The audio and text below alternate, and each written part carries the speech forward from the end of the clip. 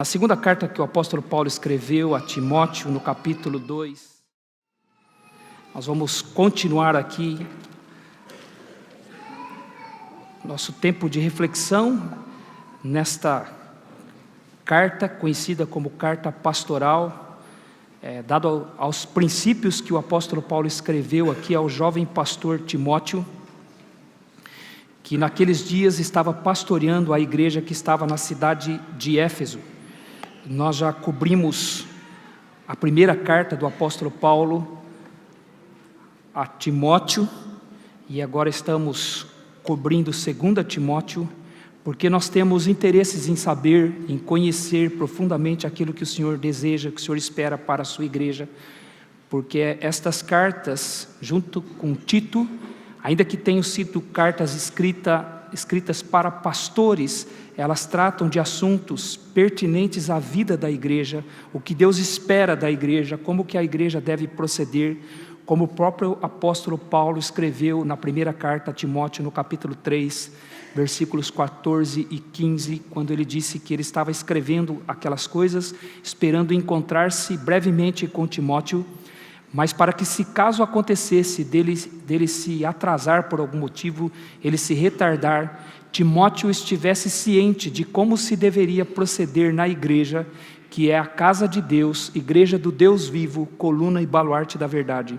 Então, tudo o que está escrito nestas cartas são coisas que se referem à vida da igreja, o que a igreja deve ser, como que a igreja deve proceder, ainda que isso tenha sido dito para pastores, e que esses pastores aplicassem isso em suas vidas e, consequentemente, na vida da igreja a qual eles pastoreavam. Então, 2 Timóteo, no capítulo 2, versículos 24, de 24 a 26, está escrito assim: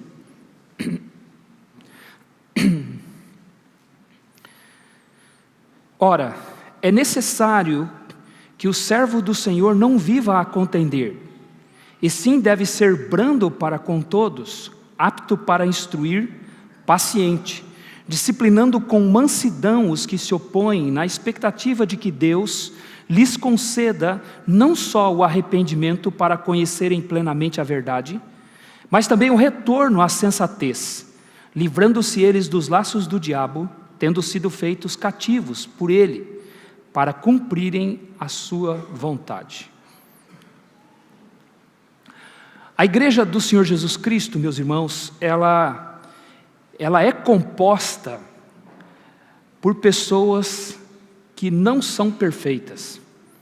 A igreja do Senhor Jesus Cristo não é preenchida, não é estabelecida na perfeição de pessoas.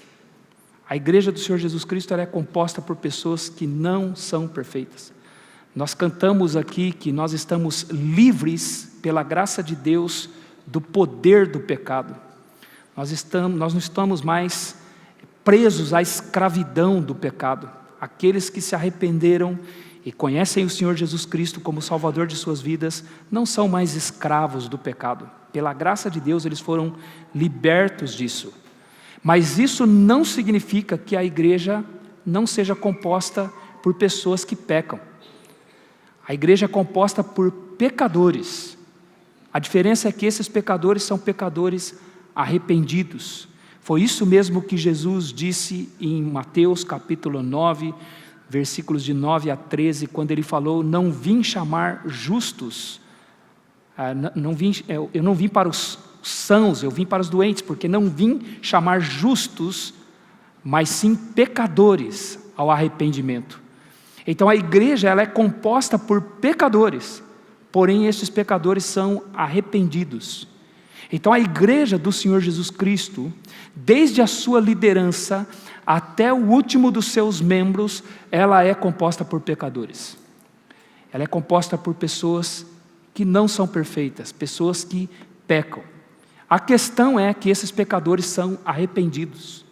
Quem o Senhor Jesus vai levar quando Ele vir buscar a sua igreja? Ele vai levar os pecadores arrependidos, aqueles que de fato reconheceram o que são diante da santidade de Deus e estão arrependidos disso. E até porque eles são arrependidos, eles estão num processo de santificação. Eles estão sendo santificados. Um dia eles serão perfeitos, como Jesus é perfeito. Em 1 João capítulo 3, versículo 2, a Bíblia diz: amados, ainda não se manifestou o que haveremos de ser. Mas quando Ele se manifestar, então nós o veremos como Ele é, porque haveremos de ser como Ele é. Então a Bíblia é clara quando ela diz que ainda não se manifestou o que haveremos de ser. Mas quando Jesus vier, nós o veremos, e então seremos como Ele é. Então um dia nós seremos perfeitos como o Senhor Jesus Cristo. Um dia nós seremos como Ele. Mas a realidade é que nesse tempo presente não há pessoas perfeitas na igreja. Somos todos pecadores. Os salvos são os pecadores, então, arrependidos dos seus pecados. A questão é, meus irmãos, que apesar de sermos pecadores, apesar de não sermos perfeitos, nós temos o poder de Deus para lidar com os nossos pecados.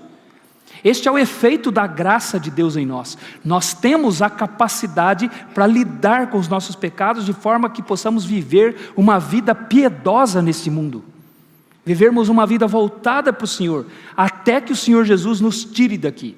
É isso que o apóstolo Pedro escreveu na sua segunda carta, no capítulo 1, versículo 3, quando ele diz que pelo divino poder nos têm sido doadas todas as coisas que nos conduzem à vida e à piedade. Então ele está dizendo que pelo poder de Deus, o divino poder, todas as coisas que nos conduzem à vida e à piedade já nos foram dadas. Então o crente, ele tem todos os recursos, na graça de Deus, pelo divino poder de Deus, para viver uma vida piedosa neste mundo, para ser reconhecido como alguém piedoso.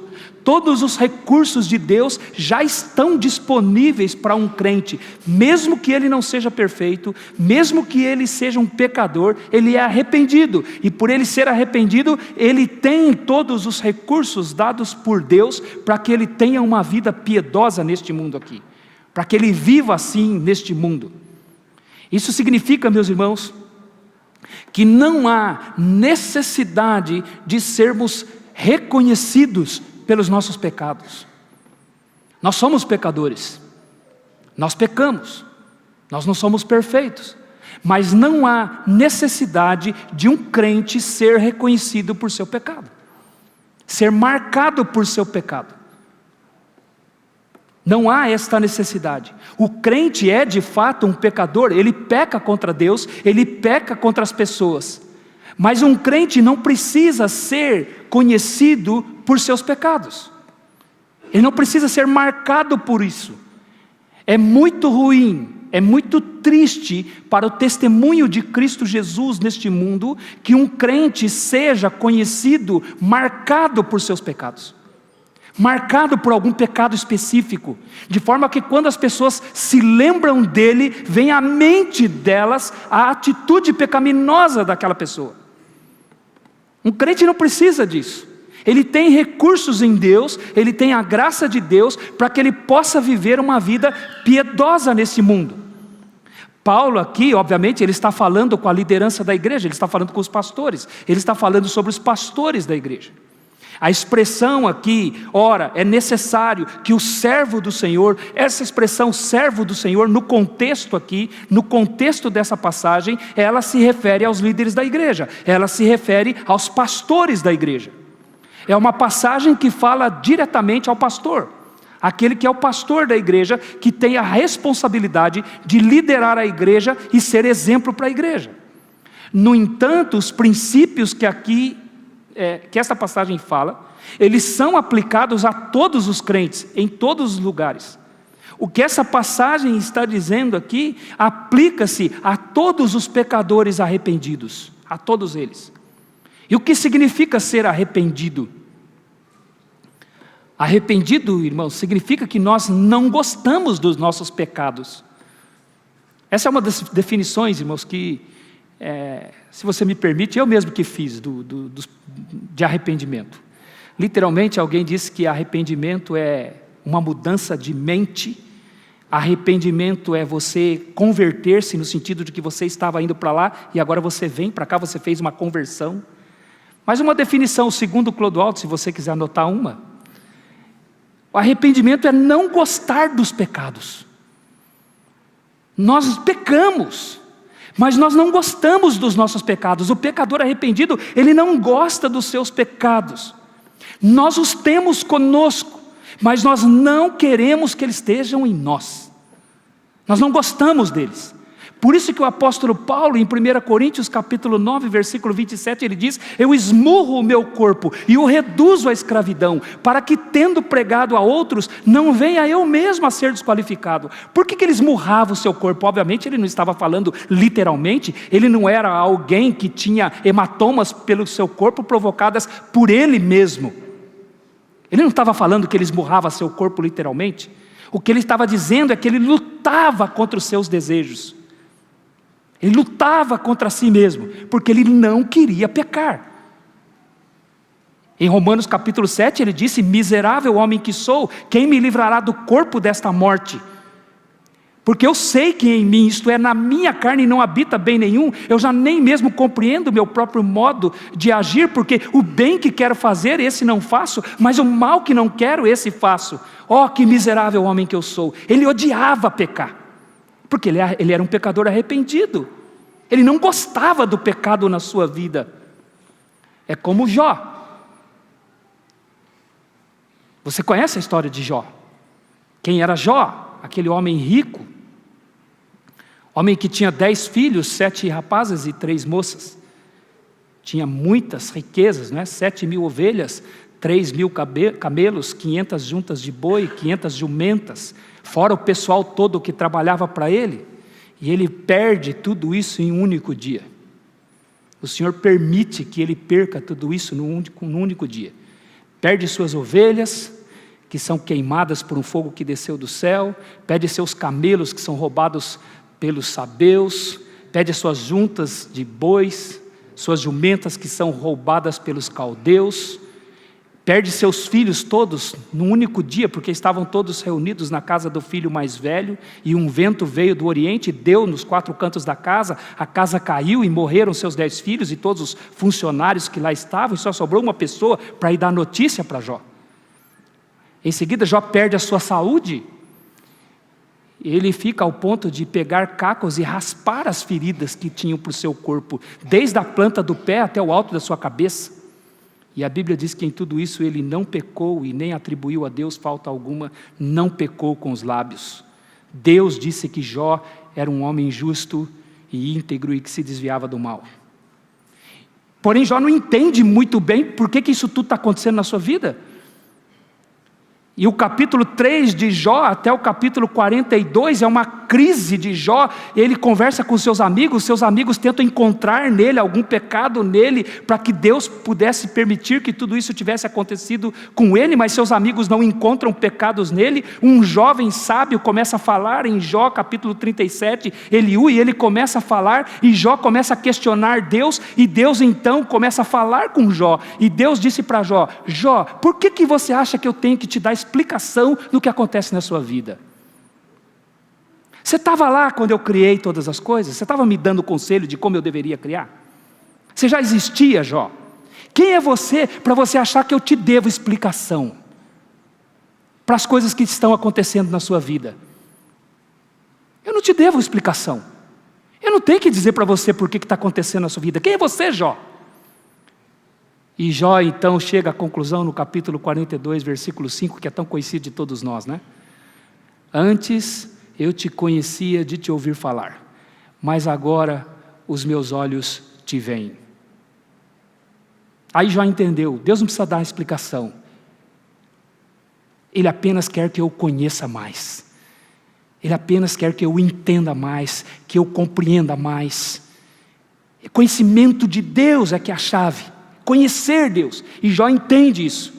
Mas aí o que Jó diz no versículo 46, irmãos, é de onde eu tirei a minha definição de arrependimento. Arrependimento é não gostar de si mesmo, não gostar dos seus pecados. No versículo 46, Jó diz assim: então eu me arrependo e me abomino no pó e na cinza. E o que é a palavra abominar na Bíblia?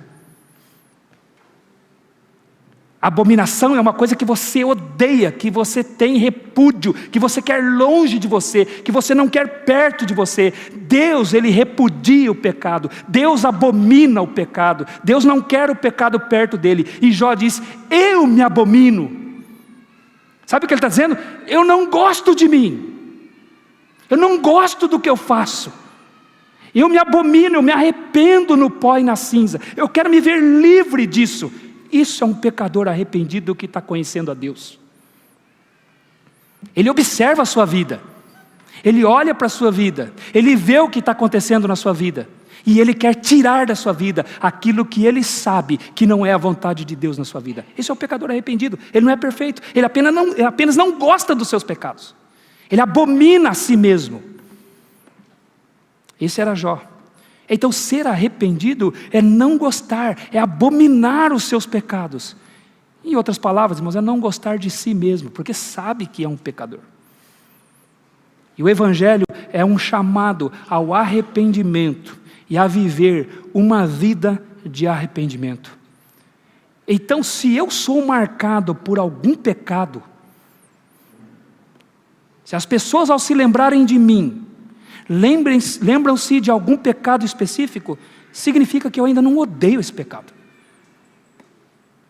Eu não odeio ele. Eu estou mantendo ele na minha vida como uma marca na minha vida.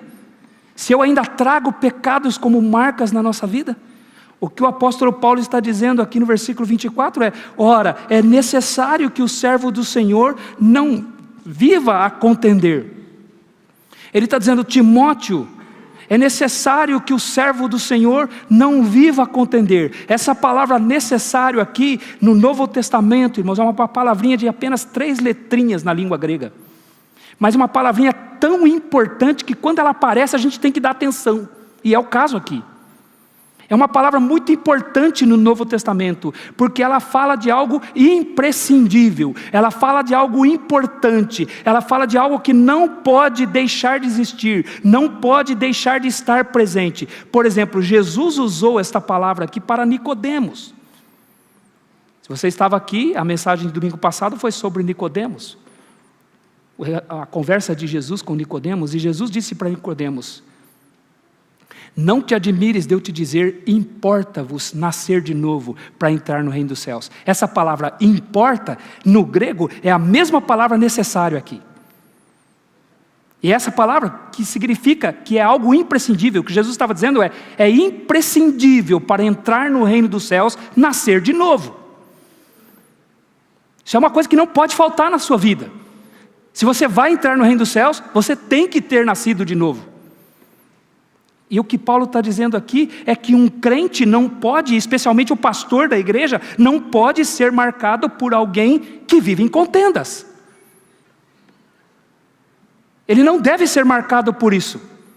É necessário que o servo do Senhor não viva a contender. Que ele não seja marcado, que quando as pessoas lembrem-se dele, pensem em alguém que vive em contendas. Então essa palavra aqui, necessário, fala de algo de extrema importância. E ao dizer isso para Timóteo, Paulo está dizendo para Timóteo que é necessário que o servo do Senhor não viva assim. Não seja marcado por isso. Não seja conhecido por ser alguém contendedor. Usando uma palavra mais popular para você, que ele não seja briguento. Alguém conhecido como alguém que vive em brigas, em discussões. Paulo já tinha instruído isso para Timóteo neste mesmo capítulo, no versículo 14, quando ele diz: recomenda estas coisas, dá testemunho solene a todos perante Deus, para que evitem contendas de palavras, que para nada aproveitam, exceto para a subversão dos ouvintes. Então um pastor de uma igreja, e consequentemente a igreja que o segue, não deve ser conhecida por serem pessoas que brigam, que entram em contendas. Não há necessidade que o servo do Senhor faça contendas. E o tempo presente aqui, irmãos, que o apóstolo Paulo usou, traz a ideia de que Timóteo não deveria ser marcado por alguém que vivia em contendas. Não devemos então, irmãos, ser conhecidos por características pecaminosas. Nós não devemos ser conhecidos por isso. Somos pecadores. Somos pecadores arrependidos. Não gostamos dos nossos pecados, nós odiamos os nossos pecados. Nós não queremos os nossos pecados nas nossas vidas. Nós lutamos contra eles. E isso significa então que nós não podemos ser conhecidos por algum pecado específico, ser marcado por um pecado. Nós devemos, meus irmãos, ser conhecidos por nossa fé em Jesus. Nós lemos aqui, não é? De novo hoje, já havíamos lido no domingo passado, e hoje lemos de novo João capítulo 3, versículo 16, o versículo talvez mais conhecido da Bíblia. Porque Deus amou o mundo de tal maneira que deu seu Filho unigênito para que todo aquele que nele crê não pereça, mas tenha vida eterna. E o que esse versículo quer dizer? Se você estava aqui no domingo passado, significa que a vida eterna pertence àquele que é marcado por sua fé em Jesus Cristo. Ele é caracterizado por sua fé em Jesus Cristo. Ele traz como marca na sua vida o fato dele crer em Jesus Cristo. Por isso é todo aquele que nele crê. Ou seja, quando alguém se lembra dele, lembra-se de alguém que crê em Jesus. Lembra-se de alguém marcado por sua fé em Jesus Cristo. Então os pecadores arrependidos, eles são marcados por sua fé em Jesus Cristo. Paulo está dizendo aqui para Timóteo que Timóteo, como servo do Senhor, ele deveria ser marcado por sua semelhança com o Senhor Jesus Cristo. Senhor aqui, quando ele diz, ora, é necessário que o servo do Senhor, Senhor aqui é uma expressão que o apóstolo Paulo gostava muito de usar. E era sempre uma referência a Jesus Cristo, ao Filho, o Deus Filho. Então o que ele está dizendo aqui é que se Timóteo é um servo do Senhor, ele deve ser conhecido então por sua semelhança com o Senhor Jesus Cristo, por sua aparência com o Senhor Jesus Cristo, não por algum pecado, não por contenda, por brigas, mas por sua similaridade com o Senhor Jesus Cristo, porque ele é um servo do Senhor Jesus Cristo. Então ele deveria ser conhecido por sua semelhança a Jesus. Ele é um servo. A palavra servo também, meus irmãos, tem sua importância no Novo Testamento, especialmente nos escritos do apóstolo Paulo. A palavra servo, literalmente é escravo. Escravo. Paulo gostava de usar essa palavra. Escravo do Senhor Jesus Cristo. E o que é um escravo?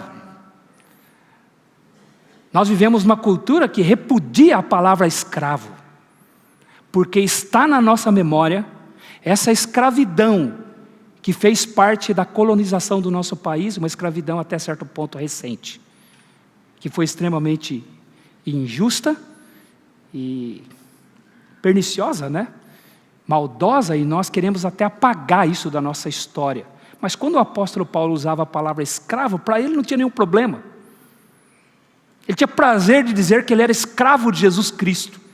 Ele começa a carta aos Romanos dizendo, eu sou Paulo, escravo de Jesus Cristo, pela vontade de Deus. Então o que significava escravo na mente do apóstolo Paulo? Escravo é alguém que não tem vontade própria. Ele não tem querer. Ele não tem vontade. Ele faz tudo o que o seu Senhor lhe ordena. Tudo o que o seu Senhor lhe ordena, ele faz. Então quando ele diz aqui o servo do Senhor, ele é escravo do Senhor Jesus Cristo. Então ele tem que ser semelhante ao Senhor Jesus Cristo. Ele não tem vontade própria. É como o centurião romano falou com o Senhor Jesus. Ele disse assim, eu sou um homem sujeito às autoridades. Em Lucas capítulo 7, versículos de 1 a 10. No encontro com o Senhor Jesus, aquele centurião romano disse, eu sou um homem sujeito às autoridades, e também tenho pessoas sob minha autoridade. Se eu disser a este vai, ele vai. Se eu disser a este vem, ele vem. Se eu disser a ele faz isto, ele faz. E o Senhor Jesus falou que aquele homem tinha fé, porque ele estava entendendo exatamente o que significa ser um servo de Jesus Cristo. É que se o Senhor disser faz, ele faz. Se o Senhor disser vai, ele vai. Se o Senhor disser vem, ele vem. Ele não pensa, hoje eu não estou com vontade. Não, ele é um escravo. Escravo tem que fazer. Tem que obedecer. Como servo do Senhor Jesus Cristo, ele não tem vontade própria. Ele faz o que o Senhor manda. Em 1 João capítulo 2, versículo 6 está escrito: aquele que diz que permanece em Jesus, deve também andar como Jesus andou. Em obediência ao Senhor Jesus Cristo, em semelhança ao Senhor Jesus Cristo. Então ser servo de Jesus significa viver uma vida piedosa, parecida com o Senhor Jesus Cristo. E como a passagem aqui fala a pastores, os pastores devem ser exemplos para a igreja nesta questão. Eles devem ser marcados pelo seu modo de viver semelhante ao Senhor Jesus Cristo. As características de Jesus Cristo devem estar presentes em suas vidas. E isso é necessário porque eles são modelos para a igreja. O apóstolo Paulo disse em 1 Coríntios capítulo 11, versículo 1: sede meus imitadores, porque eu sou de Cristo. Aos Filipenses capítulo 4, versículo 9, ele diz: o que vistes em mim, o que de mim ouvistes e o que ouvistes sobre mim, isto praticai. Era a responsabilidade que ele entendia que tinha. Então todos aqueles que são servos de Jesus Cristo devem trazer as marcas de Jesus Cristo em suas vidas. Todo servo de Jesus Cristo deve trazer as marcas de Jesus Cristo em sua vida. E obviamente isso começa pela liderança, sendo seguido por toda a igreja. Nenhum servo de Jesus deve ser conhecido por algum pecado específico. Ele tem que ser conhecido por sua semelhança com o Senhor Jesus Cristo. E aí cada um de nós, irmãos, cada um de nós que está aqui hoje à noite, eu e você, vamos honestamente refletir sobre o que as pessoas pensam de nós quando elas se lembram de nós. Quando as pessoas se lembram de você, o que vem à mente delas? Quando elas se lembram de mim, o que vem à mente delas? Eu tenho que me preocupar com isso. Porque eu tenho que ser conhecido como alguém que traz as marcas de Jesus Cristo, não alguém que traz as marcas de algum pecado específico. E aqui Paulo está dizendo para Timóteo, ele vai apontar para Timóteo aqui marcas do próprio Senhor Jesus Cristo. Se você for atento, você vai perceber isso. São virtudes que o Senhor Jesus Cristo trazia em sua vida quando ele passou por este mundo aqui. São marcas do Senhor Jesus Cristo. Por exemplo, Mateus capítulo 9, versículo 36, está escrito que quando o Senhor Jesus olhou as multidões, Ele compadeceu-se delas, porque estavam desgarradas como ovelhas que não têm pastor. Isso significa que Jesus era brando. Em Mateus capítulo 7, versículos 27 e 28, diz que quando o Senhor Jesus terminou de pregar aquele sermão conhecido como Sermão do Monte, ou Sermão da Montanha, as pessoas que ouviram aquele sermão, que ouviram aquela mensagem, se admiraram, ficaram maravilhadas do ensino do Senhor Jesus Cristo, e disseram: Ele ensina como quem tem autoridade, e não como os escribas. Isso significa que o Senhor Jesus era apto para instruir. Lucas capítulo 23, versículo 24, diz que o Senhor Jesus foi crucificado entre dois ladrões, e as pessoas o ofendiam, as pessoas faziam piadas a seu próprio respeito, as pessoas estavam dizendo impropérios a respeito dele, e ele olhou para aquelas pessoas, e você lembra o que ele disse? Pai, perdoa-lhes, porque eles não sabem o que fazem. O que significa que Jesus era manso. Ele era manso. Ele era paciente. Em Mateus capítulo 11, versículos de 28 a 30, ele diz: Vinde a mim todos vós que estáis cansados e sobrecarregados, e eu vos aliviarei. Tomai sobre vós o meu jugo e aprendei de mim, porque eu sou manso e humilde de coração, e achareis descanso para as vossas almas, porque o meu fardo é leve e o meu jugo é suave. Veja o que ele disse: eu sou manso e humilde de coração. Jesus era manso. Em 1 Pedro capítulo 2, versículo 23, o apóstolo Pedro escreveu que o Senhor Jesus deixou o exemplo para seguirmos os seus passos, e ele, quando era maltratado, não ameaçava, quando ele era ultrajado, ele não revidava com ultraje, antes ele entregava-se àquele que julga retamente. O Senhor Jesus sempre confiava em Deus, ele nunca tomava vingança em suas próprias mãos. Então isso que Paulo fala aqui para Timóteo, são características do próprio Senhor Jesus Cristo. Aquele que é servo de Jesus Cristo deve trazer as mesmas características do Senhor Jesus Cristo. Ele não deve ser marcado por alguém que vive em contendas, pelo contrário, aí o apóstolo Paulo apresenta pelo que o servo do Senhor deve ser marcado. Então, de que maneira devem ser conhecidos os servos do Senhor? De que maneira devem ser conhecidos os servos do Senhor? Eles devem ser conhecidos por sua brandura. Veja o que ele diz ainda no versículo 24. Ora, é necessário que o servo do Senhor não viva a contender, e sim deve ser brando para com todos. Ele deve ser conhecido por sua brandura. Brando para com todos. Então, ao invés de ser conhecido por alguém que estava sempre discutindo, sempre envolvido em contendas, ele deve ser conhecido por alguém que é brando, que não está envolvido em contendas de palavras. O servo do Senhor deve ser brando para com todos. Agora, brando, irmãos, é uma palavra que traz a ideia de docilidade. É uma pessoa dócil, uma pessoa fácil de lidar. Agora, deixa eu dizer para você, não é uma pessoa que vive com um sorriso no rosto. Que a gente acha que pessoa dócil, né? É aquele que tem que estar sempre sorrindo, né? Sempre sorrindo para as pessoas, como uma expressão de gentileza. Não é esse o sentido da palavra.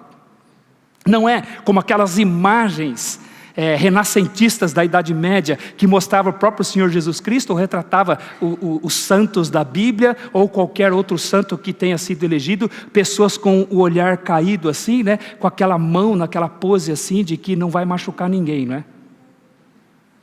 Reconheceu? Eu não sei se eu sei fazer muito bem, não é? Mas sabe qual é a ideia? Frágil. Uma pessoa sempre frágil. Olha que pessoa dócil.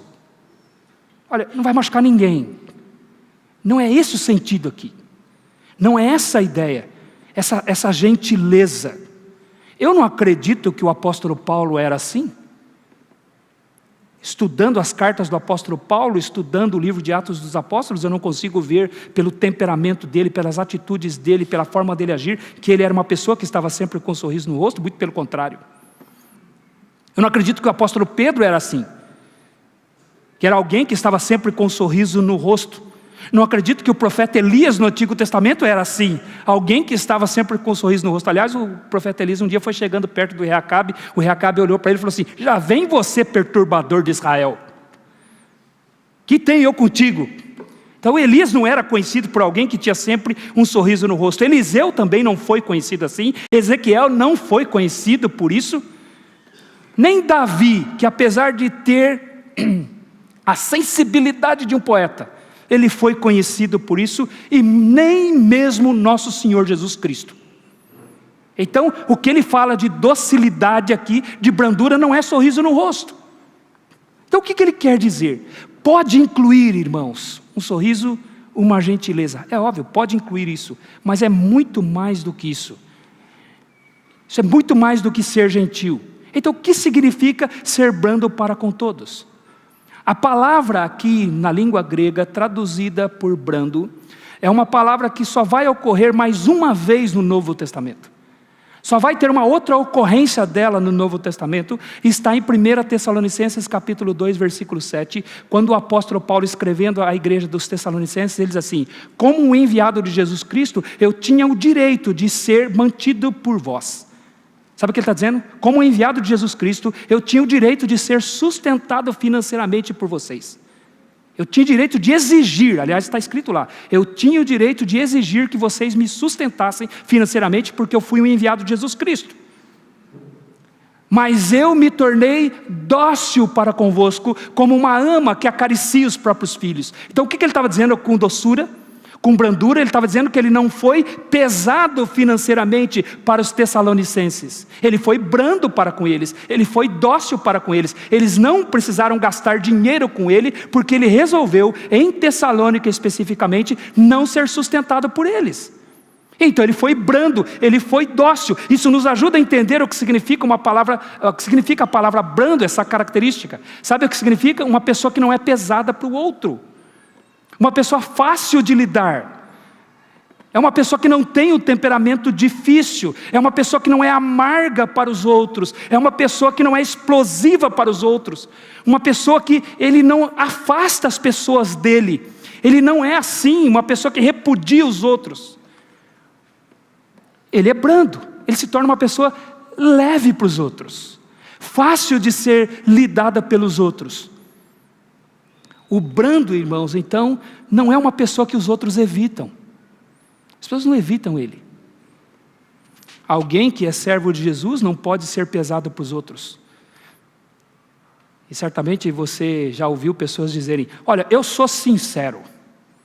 O que eu tenho que falar, eu falo mesmo. Eu só falo o que eu penso. E a pessoa acha que é uma grande pessoa por causa disso, né? Uma grande pessoa. Não, eu sou assim mesmo. E você tem que me suportar. As pessoas têm que me aceitar do jeito que eu sou, porque eu sou assim mesmo. Eu sou um crente de Jesus Cristo, mas eu não tenho sangue de barata. Eu falo mesmo o que eu penso, eu sou assim. Aí eu pergunto: o que isso parece com o Senhor Jesus Cristo? O que isso lembra o Senhor Jesus Cristo? O que isso tem de semelhante com o Senhor Jesus Cristo? Eu sou uma pessoa direta mesmo, eu não faço rodeios. O que eu tenho que falar, eu digo mesmo. E aí você vê, irmãos, termina o culto, a pessoa começa a fugir dele. Ninguém quer falar com ele.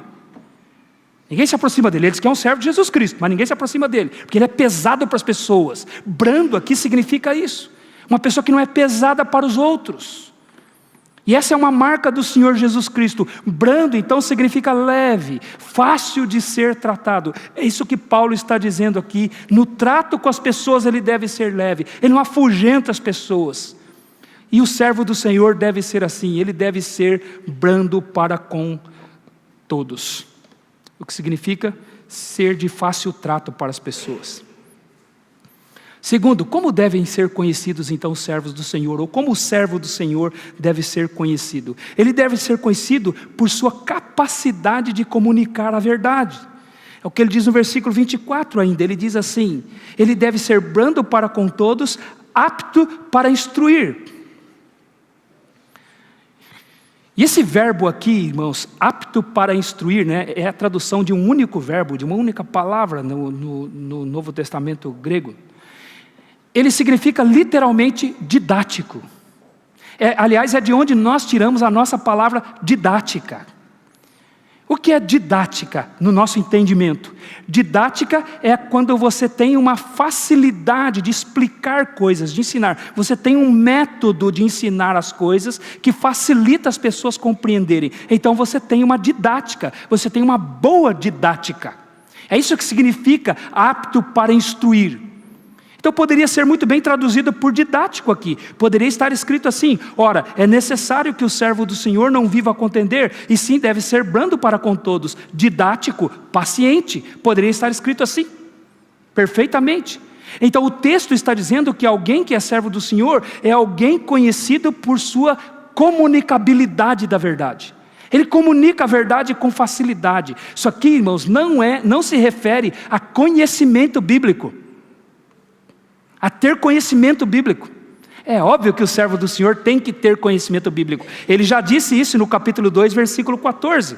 Versículo 15, perdão. Procura apresentar-te a Deus aprovado como obreiro que não tem do que se envergonhar, que maneja bem a palavra da verdade. Aqui ele está falando de conhecimento bíblico. Ele tem um conhecimento da palavra da verdade, ele maneja bem a palavra da verdade, e ele se apresenta diante de Deus falando a palavra da verdade, porque ele tem conhecimento da palavra da verdade.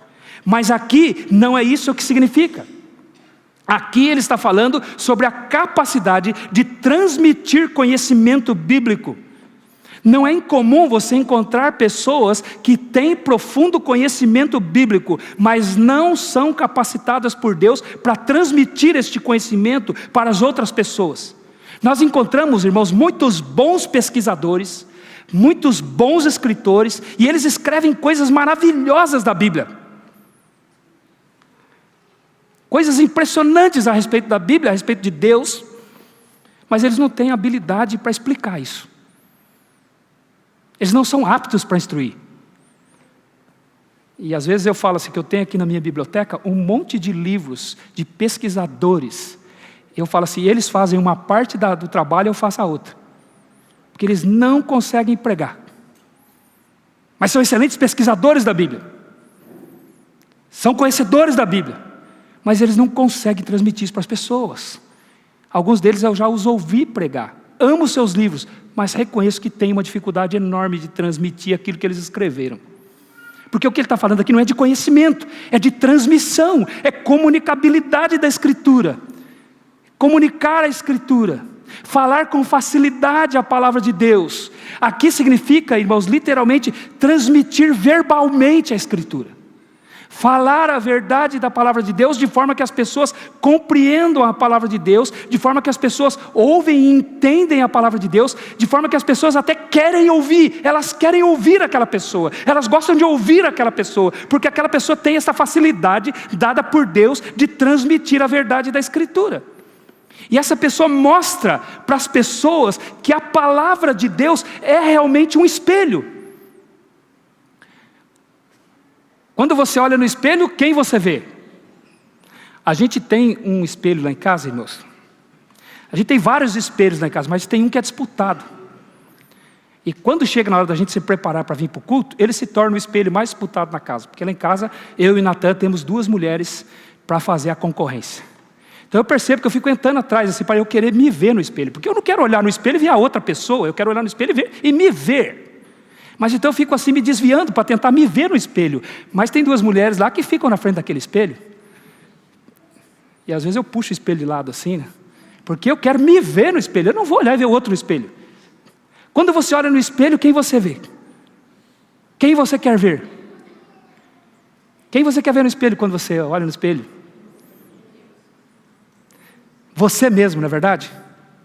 Quem comunica a palavra da verdade, irmãos, com a capacidade que Deus deu, ele faz as pessoas se verem na palavra de Deus. As pessoas ouvem, as pessoas falam, isso tem a ver comigo. Isso está falando de mim. Ele está me descrevendo. Está falando o que eu tenho que ser. Quantas vezes, irmãos, eu já ensinei. E alguém falou assim, pastor, estou sentindo que a minha casa tem uma câmera escondida lá e o senhor anda assistindo as coisas. Anda assistindo, porque o senhor me descreveu aí. Mas isso não é, irmãos, isso é a comunicabilidade da Escritura. Falar da Escritura de uma forma que as pessoas podem compreender. E as pessoas se veem naquilo. Aí elas veem que aquilo que está escrito em Tiago, capítulo 1, versículo 22, é verdade. Meus irmãos, não vos tornei somente ouvintes da palavra. Veja. Ele não está falando leitor de uma palavra, leitor do livro que possa incluir isso, mas o que ele está falando ali é do que acontece no culto. Não sejam somente ouvintes da palavra, mas também praticantes, porque se vós sois ouvintes da palavra e não sois praticantes, sois semelhantes a um homem que contemplou seu próprio rosto no espelho e se foi e se esqueceu como ele era. Então o que ele está falando é que quando a palavra de Deus é explicada para mim, com alguém que é apto para fazer isso, que recebeu essa habilidade de Deus para explicar a palavra de Deus, eu me vejo naquilo, e então eu estou me vendo, e eu não posso sair e esquecer como eu sou. Eu tenho que colocar aquilo em prática. É o que ele está dizendo aqui. Então as pessoas, quando ouvem, sabem que é com elas, sabem que aquilo está se referindo a elas, que aquilo tem a ver com elas, que elas precisam dar uma resposta àquilo, e elas até sabem qual resposta que tem que dar. Aí, irmãos, eu não resisto, eu tenho que contar a história de novo do Rui Barbosa, que eu acho que ilustra muito bem isso. Conta-se que Rui Barbosa um dia chegou em casa e surpreendeu um ladrão roubando seus gansos. E aí ele se aproximou do ladrão e disse assim: ó bucéfalo anácrono, não te interpelo pelo valor intrínseco dos bípedes palmípedes, mas sim por profanares o recôndito da minha habitação, a sorrelpe e a socapa. Se é por necessidade, transijo, mas se é para zombares da minha alta prosopopeia de cidadão digno e honrado, dar-te-ei com a minha bengala fosfórica no alto da tua sinagoga, e o farei com ímpeto tal, que reduzir-te-ei à 50ª potência que o vulgo denomina nada. Aí o ladrão olhou para ele e falou assim: ô moço, eu levo os gansos ou deixo os gansos? Que resposta eu tenho que dar? Não entendi nada que o senhor falou. O que isso aí tem a ver comigo? O senhor está falando de mim? Está falando de mim? O que Paulo está dizendo aqui é que um pastor, ele tem que ser apto para comunicar com clareza a palavra de Deus, de forma que as pessoas ouçam e entendam. Ele tem que ser conhecido por isso. Ele não tem que ser conhecido por alguém que vive em contendas, mas por alguém que facilita às pessoas o entendimento da palavra da verdade, que ajuda as pessoas na compreensão do que a palavra da verdade diz. Então, ele é alguém conhecido por sua brandura, deve ser alguém conhecido por sua brandura, mas também conhecido por sua habilidade de explicar a palavra de Deus, de ensinar a palavra de Deus. Terceiro, como servo do Senhor deve ser conhecido. ele deve ser conhecido por sua paciência. Final do versículo 24 diz isso. Ora, é necessário que o servo do Senhor não viva a contender, e sim deve ser brando para com todos, apto para instruir, paciente. Paulo diz aqui que o servo do Senhor deve ser paciente. Essa palavra paciência aqui também é uma palavra peculiar. Ela tem um sentido um pouco diferente. Ela não significa o que as outras ocorrências da palavra paciência no Novo Testamento significa. Ela tem um significado diferente. Em Gálatas capítulo 5, versículo 22, onde fala do fruto do Espírito, lá diz que o fruto do Espírito é amor, alegria, paz, longanimidade, que é a palavra paciência, longanimidade, não é? Amor, alegria, paz, longanimidade, bondade, benignidade, fidelidade, mansidão, domínio próprio. Então ali aparece a palavra longanimidade, que tem o sentido de paciência. Em 1 Coríntios capítulo 13, versículo 4, quando o apóstolo Paulo, inspirado pelo Espírito Santo, vai definir o amor, ele diz: o amor é paciente, também tem a ideia de paciência. Então nesses dois textos, Gálatas capítulo 5, versículo 22, 1 Coríntios capítulo 13, versículo 4, aparecem a palavra paciência. Mas ela não tem o mesmo sentido do que aqui nesse texto, onde também aparece a palavra paciência. Em Gálatas e em Coríntios, a palavra paciência traz a ideia, irmãos, de ter um coração grande, que cabe todo mundo. Sabe qual é a ideia? Alguém que tem o coração largo, e ele suporta todo mundo. Pode vir todo mundo com seus problemas, com as suas crises, com as suas lutas, que cabe aqui dentro do meu coração. É isso que significa a palavra paciência em Gálatas capítulo 5, versículo 22, e em 1 Coríntios capítulo 13, versículo 4. Ou seja, você suporta as pessoas com os problemas delas, com as lutas delas, porque você é longânimo, você é paciente, como Deus é longânimo, como Deus é paciente. Mas o sentido comum de paciência que estão naqueles textos lá, ele não está presente aqui. Aqui tem um sentido diferente. A palavra traduzida aqui do grego para paciência só ocorre nesta passagem aqui em todo o Novo Testamento. Ela não vai aparecer em nenhum outro lugar mais. Ela só aparece aqui. E ela significa literalmente suportar o mal que é dirigido diretamente contra você. É isso que significa paciência aqui. Suportar o mal que é dirigido diretamente contra você. É diferente de você receber a pessoa com as lutas dela, com as limitações dela, com as dificuldades dela. Não. Aqui é uma pessoa que ataca você diretamente. Ataca você pessoalmente. E alguém que traz a marca do Senhor Jesus Cristo é paciente. Ele suporta. A palavra que literalmente significa sofrer o mal. Sofrer o mal que é dirigido contra você, diretamente, pessoalmente, irmãos. Aqui é uma crise pessoal. A pessoa te ataca pessoalmente. Ela se torna um inimigo pessoal seu. E você ainda assim, você tem paciência. Você sofre esse ataque sem revidar. Então o que Paulo está dizendo aqui? Ele está dizendo aqui que pastores sofrem ataques pessoais. Pessoas atacam. É um mal dirigido diretamente contra eles. E o que mais ele quer dizer? Ele está dizendo, irmãos, que ser líder de uma igreja significa que você não tem o direito de se ofender. Você não tem o direito de ficar ofendido. Pastores não podem ser ofendidos. As pessoas vão dizer coisas, vão atacar, vão falar mal, vão procurar defeitos, vão apontar seus defeitos, e eles não têm o direito de se ofender. Eles sofrem este mal, e têm que sofrer calados, porque eles são como o Senhor Jesus Cristo, que não abriu a sua boca. Todos os crentes têm que ser assim, né? Não somente os pastores. Então eles têm que ter maturidade para ouvir e não se defender, não se justificar, muito menos contra-atacar. Aqueles que se ofendem, que levam como coisas pessoais, eles não são aptos para o ministério pastoral. Ficam dando em troca, ficam atacando, mandando de volta, não são aptos para o ministério pastoral.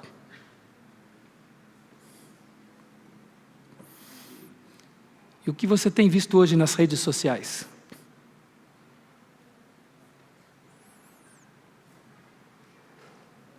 Tenho visto hoje ataques pessoais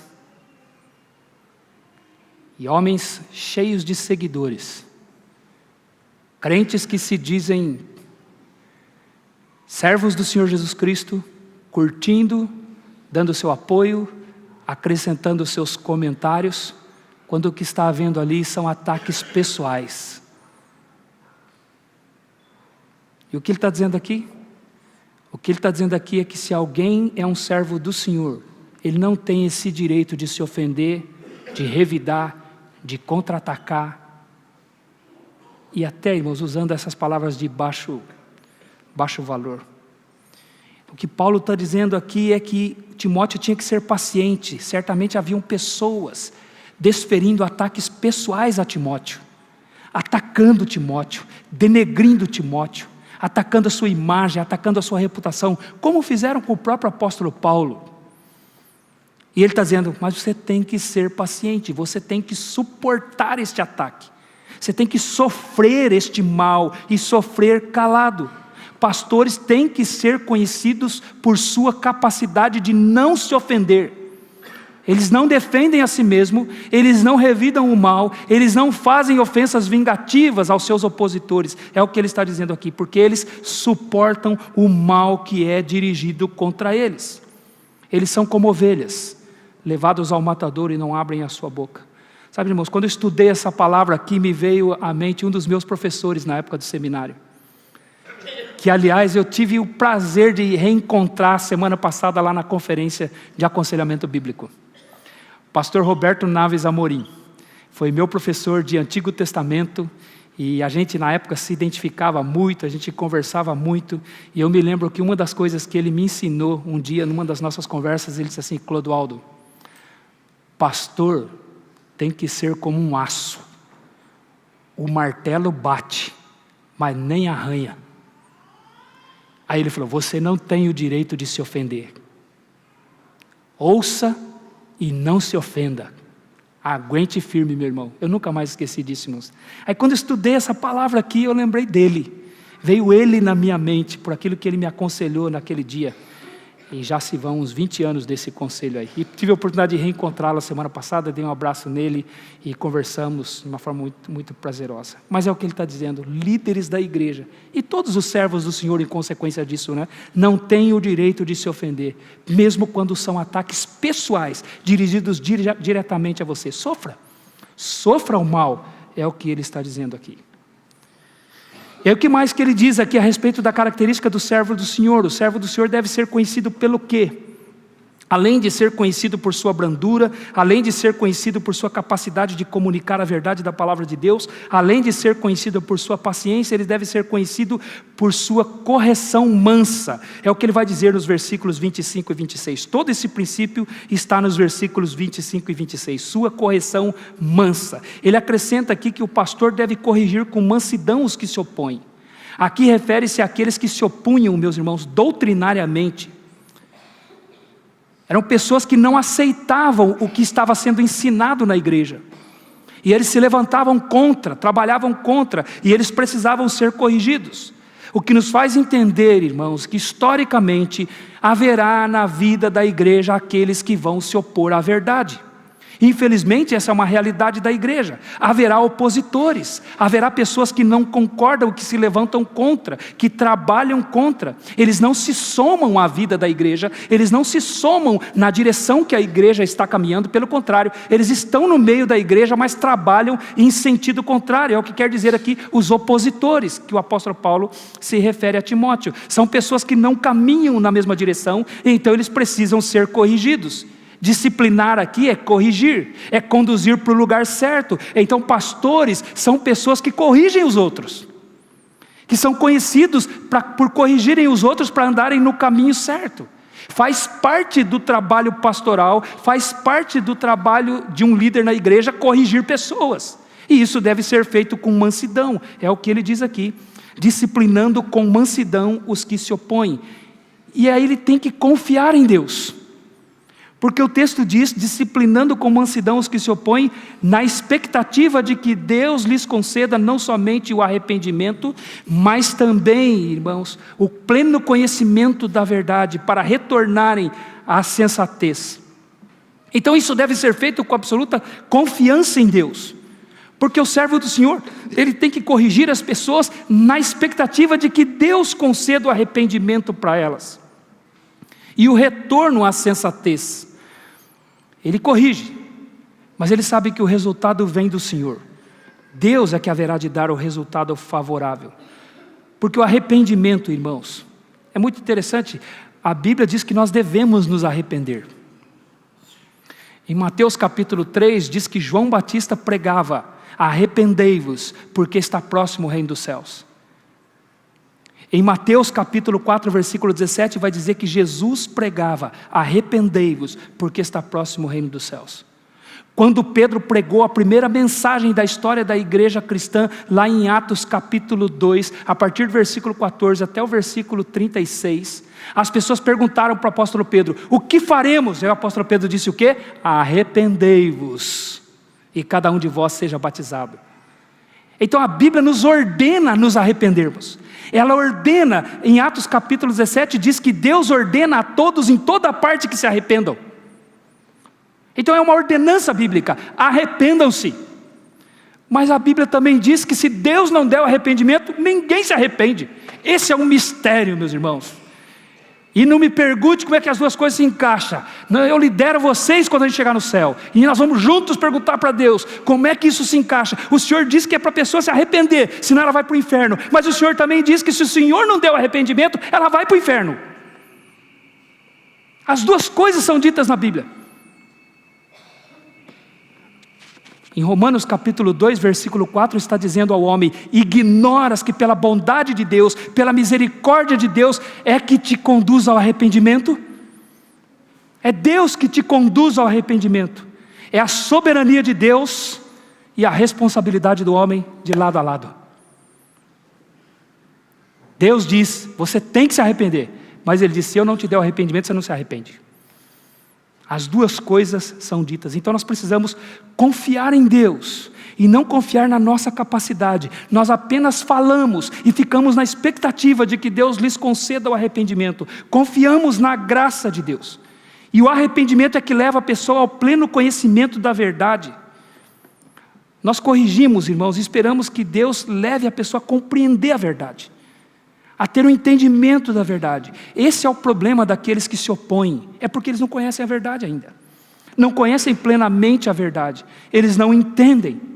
O texto diz que é Deus também que conduz o retorno à sensatez, e acho interessante a palavra aqui, retorno, porque foram pessoas que um dia estiveram na fé, que um dia caminharam com a igreja, que um dia andaram junto com a igreja, mas se afastaram e agora trabalham contra a igreja. Agora andam na direção contrária ao caminho da igreja do Senhor Jesus Cristo. E então Paulo diz: corrija essas pessoas com mansidão, na expectativa de que elas retornem à sensatez, que elas voltem à verdade. E sensatez aqui, irmãos, significa sobriedade. Então uma pessoa que está fora do caminho de Deus, está fora da palavra de Deus, está como se estivesse bêbada. Ela está iludida, ela está enganada, ela está perdida no seu próprio entendimento. Ela precisa voltar à sensatez, voltar à consciência. E Paulo diz: Timóteo, repreende essas pessoas, para que Deus conceda a elas que elas voltem à sensatez, voltem à centralidade da palavra de Deus. Esta era a esperança do apóstolo Paulo, que essas pessoas voltassem, porque essas pessoas haviam sido presas nos laços de Satanás. É o que ele diz: mas também o retorno à sensatez, livrando-se elas dos laços do diabo, tendo sido feitos cativos por ele para cumprirem sua vontade. Aqueles que se opõem, irmãos, doutrinariamente, doutrina é uma coisa muito mais séria do que vocês podem imaginar. Tem gente que acha que doutrina é coisa para academia, é coisa para o seminário, é coisa só para os líderes da igreja. Doutrina é uma coisa da igreja. Quando alguém se opõe doutrinariamente, ele se torna um instrumento de Satanás. Ele caiu nos laços do diabo. Paulo diz aqui que ele foi cativo, ele foi preso. está preso agora nos laços de Satanás, porque ele está se opondo doutrinariamente. Aqueles que estavam se opondo aos ensinos de Paulo haviam se tornado instrumentos de Satanás. Eles foram feitos cativos para fazer a vontade de Satanás, como ele diz no versículo 26. Eles começam, irmãos, olha que coisa terrível, irmãos. Olha que situação terrível. A pessoa um dia foi sensata, a pessoa um dia andou com a igreja, a pessoa caminhou com a igreja, mas agora ela está perdida no seu próprio entendimento, ela está andando fora dos caminhos do Senhor, e mais do que isso, está a serviço do diabo, para fazer a vontade do diabo. E Paulo diz, então tenha paciência, que Deus tenha misericórdia, essas pessoas voltem à sensatez. Agora a Bíblia nos diz, irmãos, que nós devemos ser vigilantes, cada um de nós, porque nós estamos sujeitos a isso. Eu e você somos sujeitos a cairmos da fé e nos tornarmos instrumentos de Satanás para atrapalhar a obra do Senhor, para impedir a obra do Senhor. A Bíblia nos diz isso. Em Mateus capítulo 16, quando o Senhor disse a respeito de Pedro, bem-aventurado és, Simão Barjonas, porque não foi carne e sangue quem tu revelou, que eu sou o Filho de Deus, mas meu Pai nos céus é quem tu revelou. Dar-te-ei a chave do reino dos céus, tudo o que ligares na terra terá sido ligado nos céus, tudo o que desligares na terra terá sido desligado, tudo o que desligares na terra terá sido desligado no céu. E aí a partir disso o texto diz que Jesus começou a dizer para eles, eu vou para Jerusalém, vou ser açoitado, vou ser humilhado, vou ser morto e ressuscitado no terceiro dia. A esse mesmo Pedro que Jesus disse que era bem-aventurado, chamou Jesus para o lado e disse, Senhor, tem compaixão de ti mesmo, isso nunca vai te acontecer. Aí você lembra o que Jesus disse para Pedro?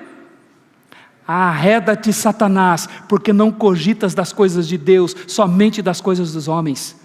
No mesmo instante em que Pedro fez uma declaração que Jesus disse que foi revelação de Deus, ele já começou a servir Satanás.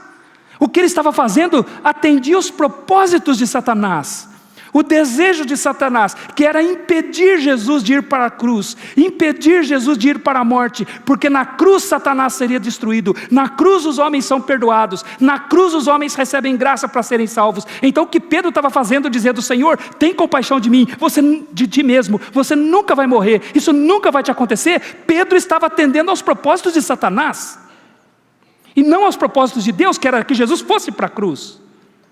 Veja, isso pode acontecer com um crente. No livro de Atos dos Apóstolos, Satanás desfere uma perseguição à igreja, vinda de fora para dentro.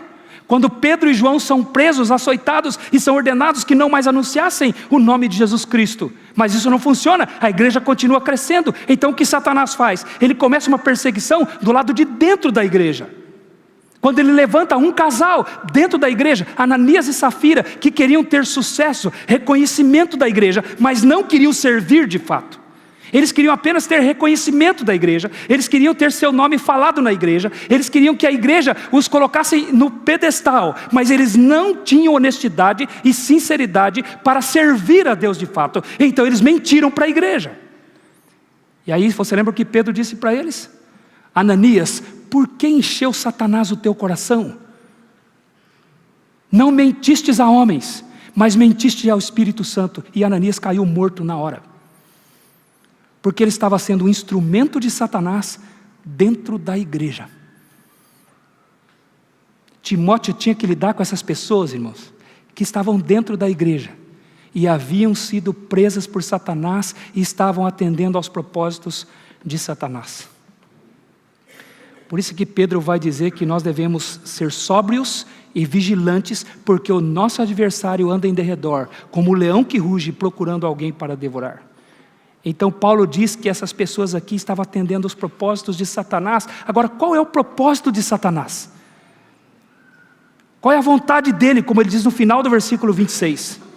O propósito de Satanás é se levantar contra tudo que se chama Deus. Ele quer destruir a igreja, irmãos. Não estou fazendo sensacionalismo, não. Se você é membro dessa igreja, você sabe que nós falamos pouco dele aqui, né? Porque a Bíblia fala pouco. Falamos de Satanás na mesma proporção que a Bíblia fala. Mas esse é um texto que fala dele. E o que ele quer fazer? Qual é o propósito dele? sua grande estratégia é atacar a igreja, por dentro da igreja. Ele vem através de um ensino errado, um ensino doutrinário errado, ele procura enfraquecer a igreja. Enfraquecer a igreja doutrinariamente, ele traz ideias do mundo para dentro da igreja, a igreja sem perceber assimila aquelas ideias e aquelas coisas vão se instalando dentro da igreja e vai enfraquecendo a igreja. E é responsabilidade dos líderes da igreja proteger a igreja. É por isso que como líderes da igreja, irmãos, às vezes a gente fala não para algumas coisas e nem sempre você entende. Aí você fala, mas o que tem? Tem nada a ver, que exagero. É porque você enxerga pouquinho. A gente enxerga longe, a gente vê onde isso vai dar. A gente vê onde isso vai terminar. É uma coisinha aqui, é uma musiquinha aqui, é uma encenaçãozinha ali, é uma coisinha aqui que vai se infiltrando, vai criando modas na igreja, vai criando uma nova tradição para a igreja, cheia de conceitos mundanos, e a igreja começa a fechar a Bíblia, deixa a Bíblia de lado e começa a andar nas sugestões da cultura, e Satanás começa a conseguir o seu intento, sabe o que é? Confundir as pessoas a respeito do que é o Evangelho da graça do Senhor Jesus Cristo, a salvação por Cristo somente através da cruz, através do arrependimento de pecados, da confissão de pecados. E aí o que começa a acontecer? Começa a encher, começa a crescer, pessoas começam a chegar, mas as pessoas já nem sabem mais o que é o Evangelho. Você pergunta o que é o Evangelho, essas pessoas nem sabem mais definir o que é o Evangelho. Acham que igreja é uma obra social, é um grupo legal para andar junto, e nós vamos caminhar, gostei daqui, as pessoas são simpáticas, a música é boa, está cheio de entretenimento aqui, está cheio de coisa para os meus filhos, está cheio de coisas para nós, o estacionamento é grande, o banco é confortável, a iluminação é boa, e o pastor é engraçado, ele conta um monte de piada, e as pessoas vão e as pessoas começam a achar que são salvas, quando elas nunca conheceram o Senhor Jesus Cristo, e elas vão para o inferno sentadas nos bancos das igrejas. Essa é a ideia dele. Satanás não tira, irmãos, totalmente as coisas. Ele mistura as coisas. Era isso que aqueles líderes estavam fazendo, aqueles falsos líderes, e Timóteo precisava lidar com eles e lidar com mansidão, esperando que Deus concedesse o arrependimento. Então, pastores são chamados para defender a igreja. Eles corrigem com mansidão os que se opõem. Eles chamam o arrependimento. Eles esperam que Deus conceda o arrependimento para o retorno à sensatez. Então, como devem ser conhecidos os servos do Senhor? Por sua brandura, não sendo pesado aos outros. Por sua capacidade de comunicar a palavra da verdade de Deus. Por sua paciência, capacidade de suportar os ataques pessoais que são dirigidos contra eles. Por sua correção mansa aos que se opõem doutrinariamente. E por que eles devem ser assim? Porque a igreja precisa ser protegida. Para que os membros da igreja sejam protegidos dos falsos ensinos. Para que Deus, irmãos, continue sendo o centro da igreja. Continue sendo adorado. Para que a cruz de Cristo continue sendo pregada. O Evangelho pelo qual Deus perdoa pecados. Pelo qual Deus recebe pecadores arrependidos, pelo qual Deus salva pecadores, para que os membros da igreja possam ser consolados na sua tristeza, para que os membros da igreja possam ser fortalecidos quando estão fracos, para que os membros da igreja possam ser encorajados quando eles estão desanimados, para que os membros da igreja possam ser corrigidos quando eles estão errados, para que os membros da igreja possam ser aconselhados quando eles estão em dúvida e possam ser mantidos na segurança do amor de Deus. É por isso que os servos do Senhor precisam ser conhecidos por isso, não por serem briguentos, não por serem contendedores, mas por trazerem as marcas do Senhor Jesus Cristo. Vamos orar? Vamos.